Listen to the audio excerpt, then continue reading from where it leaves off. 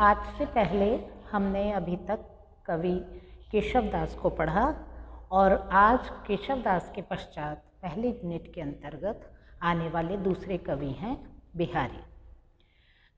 इस चैप्टर में हम आज की जो है टॉपिक के अंतर्गत कवि बिहारी के जीवन और उनके समग्र जीवन के बारे में 4 मुख्य विषयों पर चर्चा करेंगे।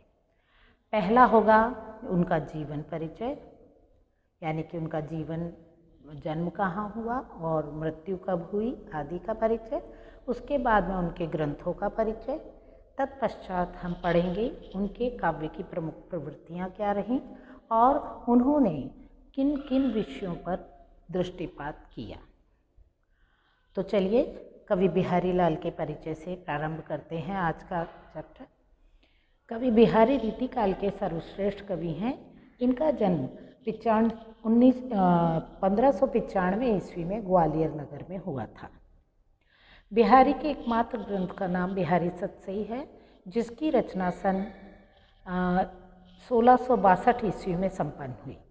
बिहारी जी का देहावसान 1663 ईस्वी में 68 वर्ष की आयु में हुआ। बिहारी ने यद्यपि कोई लक्षण ग्रंथ नहीं लिखा, तथापि उन्हें रीतिशास्त्र की अच्छी जानकारी थी, जिसका उपयोग उन्होंने बिहारी सतसई में किया है। बिहारी जी की ख्याति का मूल आधार उनका अन्यतम ग्रंथ बिहारी सतसई ही है, जिसमें कुल मिलाकर 713 दोहे हैं। इस ग्रंथ का निर्माण गाथा सप्तशती, अमरूक शतक, आर्या सप्तशती की प्रेरणा से हुआ है। बिहारी जयपुर के मिर्जा राजा जयसिंह के दरबारी कवि थे। कहा जाता है कि जिस समय बिहारी जयपुर में पहुंचे थे, उस समय महाराज जयसिंह अपनी छोटी रानी के प्रेम में इतने आसक्त थे कि वे राजकाज भूलकर महल से बाहर तक नहीं निकलते थे। तब बिहारी ने ये दोहा लिखकर उनके पास भिजवाया। नहीं पराग नहीं मधुर मधु, नहीं विकास इहि काल, अली कली ही सोम बिंध्यो, आगे कौन हवाल। अर्थात इस दोहे में उन्होंने राजा को व्यंग करते हुए लिखा था कि अभी यह स्त्री जो है, अभी इसने पूर्ण यौवन अवस्था को भी प्राप्त नहीं किया है और ना ही इसमें अभी पर्याप्त जो है समझदारी है, और आप अभी इस अल्प आयु में ही इसके साथ रह कर के समस्त राजकाज को भूल चुके हैं। तो उम्र के अनुसार जब ये परिपक्व होगी तो आपका क्या हाल होगा। इस निहित व्यंग्यार्थ को समझकर जयसिंह तुरंत राजकाज में संलग्न हो गए थे, ऐसा माना जाता है। और तभी से राजा के आश्रय में काव्य लेखन करने वाले बिहारी का मान भी बहुत बढ़ गया था। राजा ने उन्हें ऐसी ही सरस दोहे बनाने का निर्देश दिया तथा प्रत्येक दोहे के बदले में उन्हें एक स्वर्ण मुद्रा दी जाती थी। बिहारी सतसई मूलतः श्रृंगार रस से ओतप्रोत मुक्तक काव्य है, जिसका प्रत्येक दोहा हिंदी साहित्य का एक एक रत्न माना जाता है। मुक्तक कविता में जो गुण होने चाहिए वे सभी बिहारी सतसई में उपलब्ध होते हैं। बिहारी सतसई के विषय में आचार्य रामचंद्र शुक्ल ने लिखा, जिस कवि की कल्पना में समाहार शक्ति के साथ भाषा की समास शक्ति जितनी ही अधिक होगी, उतना ही वह मुक्तक की रचना में सफल होगा। यह क्षमता बिहारी में पूर्ण रूप से विद्यमान थी।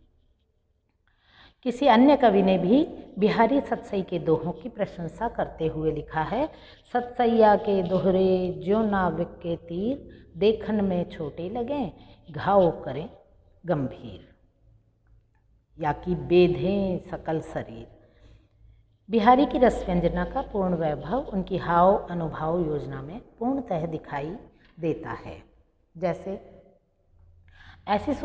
तो वे श्रृंगारी कवि थे, परंतु उनकी कृष्ण और राधा को लेकर के जो काव्य रचनाएं हैं वो कहीं से भी अतिशयोक्तिपूर्ण तो नज़र आती ही नहीं हैं, बहुत ही स्वाभाविक हैं। जैसे बतरस लालच लाल की मुरली धरी लुकाई, सोह करे भौहन हंसे देन कहे नट जाई, यानी कि कृष्ण और राधा का वार्तालाप दिखाया है कि राधा कृष्ण के पास ज़्यादा से ज़्यादा बात करने का लालच रखती थी और इसी लालच के चलते उन्होंने उनकी मुरली को छुपा लिया था। और जब वो उनसे मांगते हैं तो मुँह से इशारा करती हैं, देने के लिए कहने पर भी हंसकर टाल जाती हैं। बिहारी की कविता में भक्ति और नीति का भी बहुत ही सुंदर समावेश दिखाई देता है। उन्होंने नीति संबंधी बहुत ही प्रसिद्ध दोहे लिखे, जैसे नर की अरुण नील की नल नीर की गति एके करी जोए, जे तो नीचो है चले ते तो ऊंचो होए। यानी कि जल के पानी की सप्लाई का जो नल होता है उसकी और मनुष्य की दोनों की गति एक सी होती है। जिस तरह से पानी लाने वाला नल जितनी ऊंचाई पर होगा उसका पानी का जो है प्रेशर उतना ही बढ़िया होगा। और मनुष्य के संदर्भ में कि मनुष्य जितना विनम्र और झुक कर के चलेगा उसका मान सम्मान उतना ही अधिक होगा। और भी कुछ एकाध हैं जो है, आवत जात न जानियतु तेज ही तजी सियरानु। सर्दियों में सूर्य की तेजस्विता के संदर्भ में उन्होंने ये दोहा लिखा है। आवत जात न जानियतु तेज ही तज सियरानु, घरई जवाई लौ घट्यो खरो पूस दिन मानो। इसमें उन्होंने घर जवाई की मान इज्जत को पूस के दिनों की सूर्य की क्षीण आभा से जो है जोड़ने का प्रयास किया है। ये तो थी नीति के बारे में। अब हम उनकी भक्ति भावना के बारे में बात करें तो उसमें भी उन्होंने लगभग 70 दोहे लिखे हैं। एक तो मैं आपको समझाने के तौर पर बताती हूँ। मेरी भव बाधा हरो राधा नागरी सोई, जा तन की झाई परे श्याम हरित दुति होई। और एक और कृष्ण की बाल लीला का वर्णन है। मोर मुकुट कटिकाचनी कर मुरली उर्माल, इहि बानिक मो मन बसो सदा बिहारी लाल। इसके अतिरिक्त अलंकार योजना में भी वो बेजोड़ कवि रहे हैं। असंगति अलंकार और विरोधाभास अलंकारों की छटा देखते ही बनती है। या अनुरागी चित्त की गति समझे नहीं कोई, ज्यों ज्यों बूढ़े श्याम रंग त्यों तो उज्ज्वल होई। या कि स्वार्थ सुकृत नहीं द्रग उर्झत टूटत कुटुम, चतुर जुरत चतुर चित प्रीति, प्रतिगाठ दुर्जन ये दई नई यह रीति।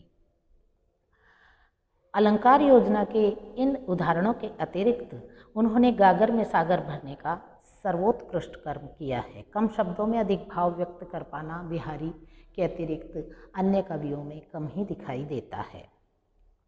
स्वार्थ सुकृत न श्रम वृथा, देख विहंग विचारी, बाज पराए पानी परी, तू पंछी न मारी।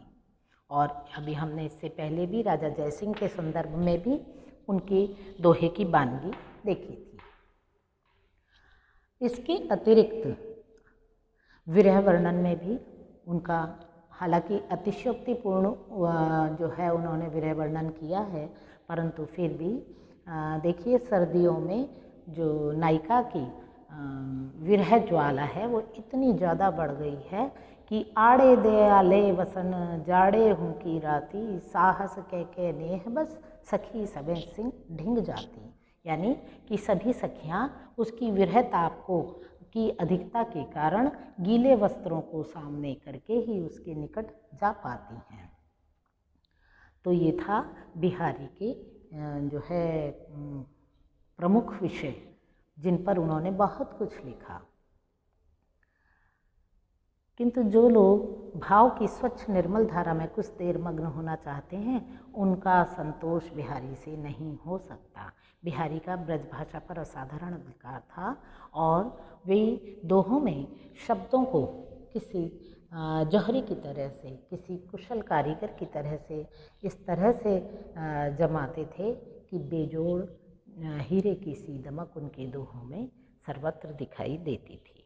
उम्मीद है आज का लेक्चर आपको समझ आया होगा। इसके आगे हम बिहारी के पदों का सार पढ़ेंगे और तत्पश्चात प्रश्नमाला।